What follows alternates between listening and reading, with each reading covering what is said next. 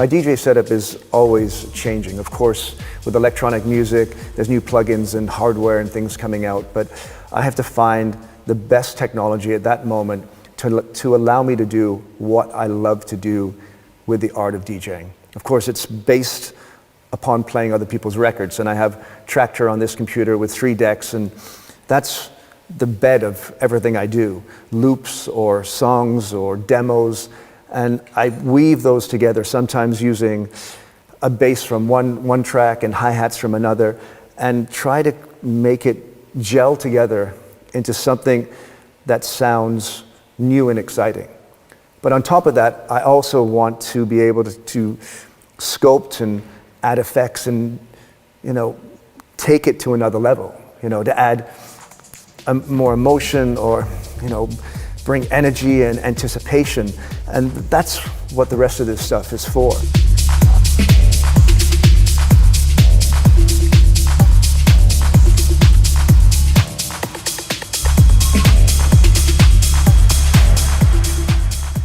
I have 3 decks running in Traktor, and usually I like to have different things happening on each. One for a bed track, one for a loop, maybe one for some percussion.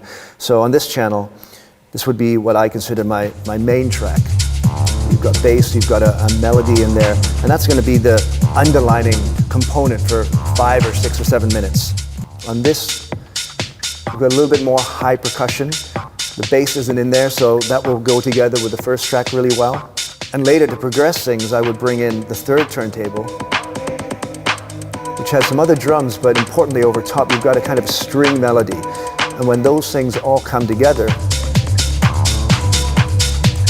you get some interplay with percussion, different claps, 2 melodies hitting off of each other, and it's now becoming something which didn't really exist before I started.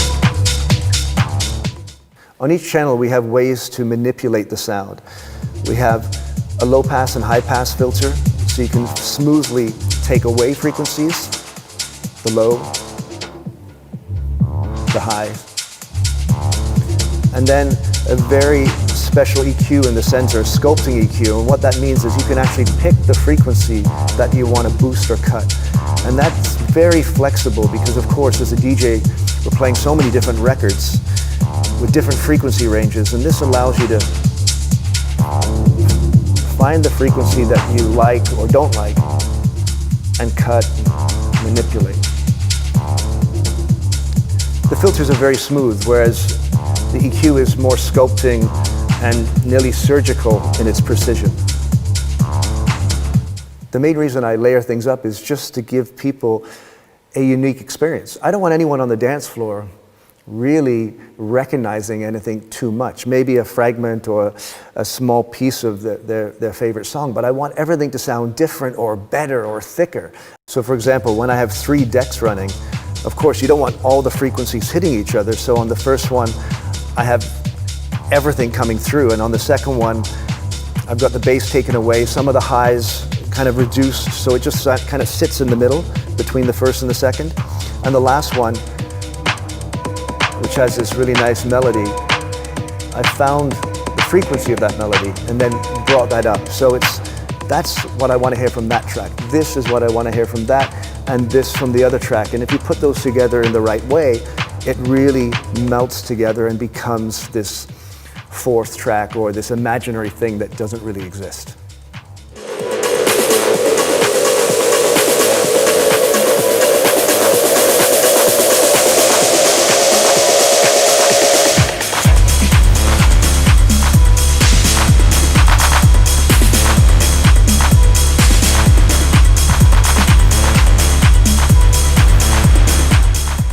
Devices these days have so many different possibilities and menus and screens, and that's something that's very easy to get lost in. So I try to find instruments and devices that I can set up to do just a couple of things, and definitely in a way that I know that when I touch this knob or move these faders, I know exactly what they're going to do. Those are decisions that I make before I get on stage, so that there's lots of possibilities, but somehow it's controlled and I can actually start to play this network of devices, which in my mind, it's my own unique instrument.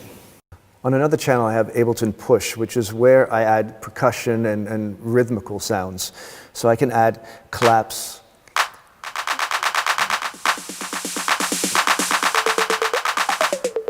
snares, also can control them from over here and do things with tuning. And it's in combination of push and the records that you're playing where the magic comes together.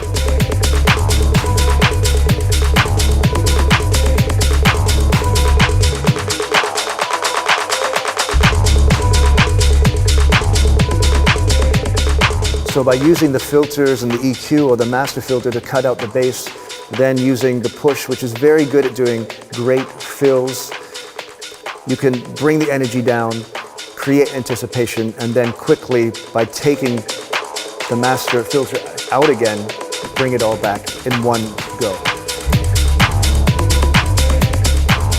I'm also controlling push from my K2s over here.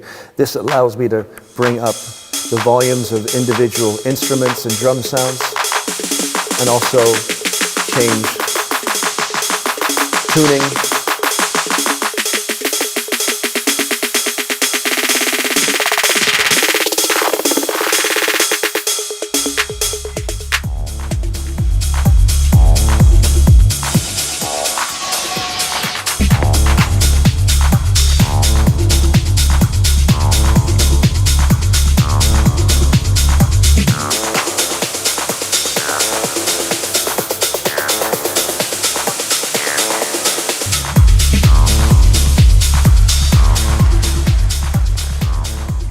Model 1 has a very unique feature in that it has two cue systems. So DJs playing together have two separate headphone jacks so they can actually listen to different things at the same time, which brings a new level of collaboration. I'm just playing by myself right now, so I'm actually using QB for a different feature, and I've got the volume of QB sending up to my computer for a third effect, and that actually controls my flange.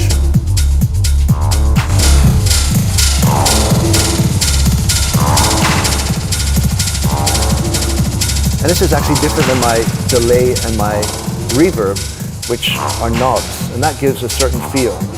This one, I just turn the flange on and off. So it's another way to use the mixer, and a different way to play with effects. Every knob, every fader, every button has a different feel. And for me, that was an interesting way to bring a third effect into my whole system. I have one more important control, which is actually on the floor below, and that's my foot pedal, which controls the feedback from my delay in Ableton. So I can pull this up.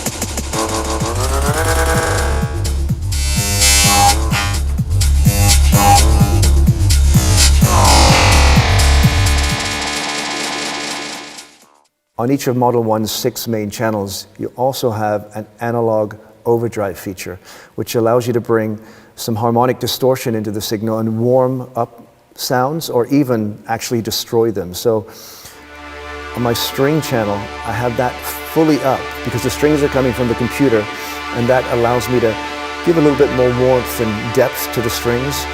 On my claps and everything coming from push, which are all digital samples, I've got that coming in a little bit. And you can see it as it's hitting. And then I even bring it up on some of the main tracks. Kind of dial it in and dial it back.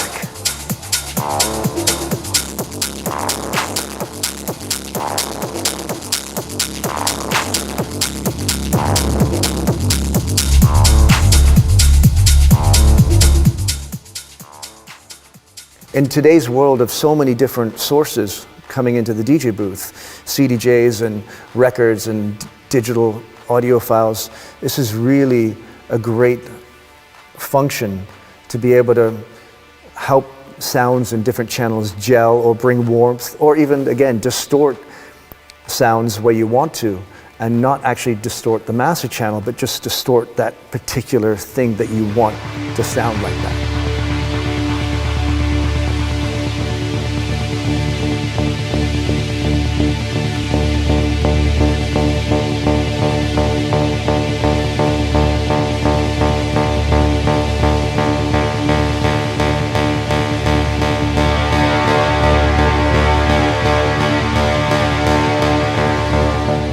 final piece of the puzzle is this small Euro rack system, which I've just recently added with a Metropolis and Atlantis sequencer and synthesizer. And it's a new texture for my sets, because I can actually now add small melodies. And how that all comes together gives me a new, thicker, bigger sound.